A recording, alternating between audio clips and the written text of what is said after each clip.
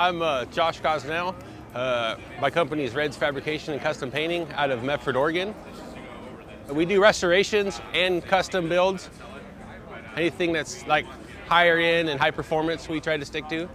There's a local car from a friend of ours there in Medford. It came to us as more or less a shell.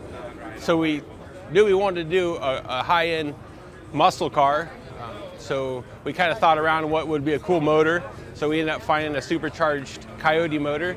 I have a 2017 Mustang, and then we wanted to be able to get power to the ground, and we knew that the factory Mustang just didn't hold up to that kind of horsepower. So that's when we called T.C.I. and talked to a guy down there by name Mario, and great customer service.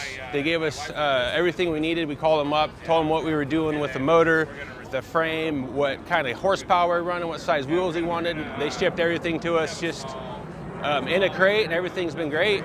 So when we called them, they recommended this frame kit with what we were doing to the car. And we just kind of told them, hey, this is what we wanted. We wanted the kind of the best stuff they got. So they went with the all-wheel wood brakes all the way around, the custom-built Ford 9-inch. It has the rack and pinion system, tubular A-arms, pretty much all the best stuff they have. It's Ride Tech coilovers, fully adjustable, and the directions and everything was pretty straightforward. So T.C.I. is an awesome choice for your 67 through 68 Mustang. Well, yeah, we wanted to build something cool. I kind of come from the mini truck world and kind of worked in some street rod shops, and Ted had been painting for years and was kind of wanting to do something, and he'd been doing some hot rods coming from that era. So we thought, like, well, what would really be cool? Everybody does stock stuff. We wanted to do something a little over the top. We wanted high horsepower, big wheels, real nice paint job.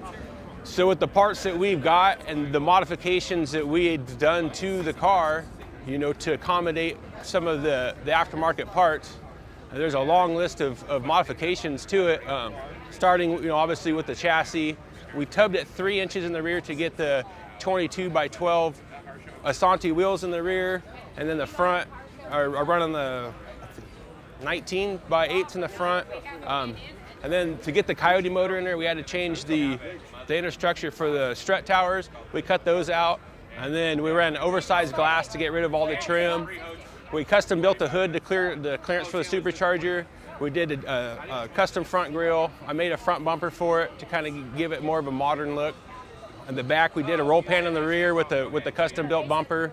We wanted everything to be really nice, tight, clean lines. I think that we did a pretty good job on that. We got the rear tail lights are Hagen Street Rod flush mount tail lights, LEDs. Those are kind of a cool touch. We wanted to keep the 3 tail lights that the original Mustangs had. We did BMW 6-way power seats. We had Randy Kipp from Showtime Upholstery in Medford, Oregon do the interior, which he did a killer job on. Ring Brothers, we got a lot of billet stuff from Ring Brothers and those guys on there. We called up JC Customs out of Florida for the valve covers to top off that Coyote for the billet valve covers. Hose Candy came through with all the hose coverings and stuff. We think it came together pretty well. This is pretty much our first big show with it. Guys from others wanted it in their booth, and they were nice enough to make room for us to be in there. Man, we're here about and we ended up in Battle of the Builders in the top 40. So how that happened, I don't know, but we're pretty stoked to be here.